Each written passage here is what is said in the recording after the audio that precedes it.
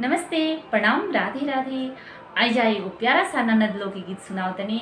अगर अच्छा लगी तो रुआ सब लाइक सब्सक्राइब शेयर करब जा और कमेंट में बताइब जा कि हमार गीत कैसा लागल रुआ सबके। देखी एगो कमेंट आइल बा कि दीदी हमरा के ननद लोग के गीत सुना दी। देखी हमार सब ननद आ गइल बड़ी, एगो ननद नहीं खियाई हमरा के ननद के गीत सुनाई।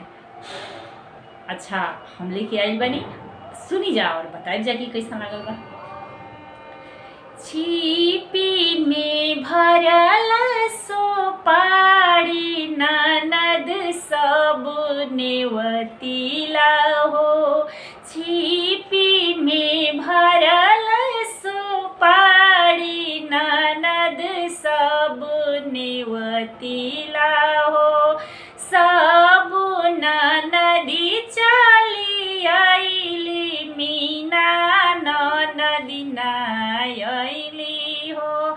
सब ननद चली आइली मीना ननदी आइली हो।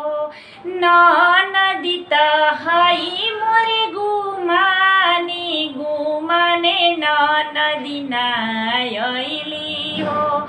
ननदी तहाई मोरे गुमानी गुमाने ननदी आइली हो। किया भाभी भेजलू नौआ किया हो परोहित हो। किया भाभी भेजलू भैया हमर गुमान हमर उघटेलू हो। किया भाभी भेजेलू भैया हमर गुमान हमर उघटेलू हो। नहीं ननदी भेजिला नौआ नहीं हो परोहित हो। नहीं ननदी भेजिला भैया तोहर अपने चली आवहू हो।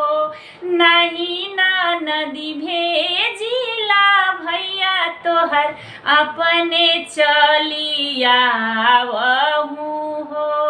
पूर्व के चंद पश्चिम जाई है धरती आलोपित होई है हो। चाहे प्राण रही चाहे जाई अपने नहीं आई भी हो।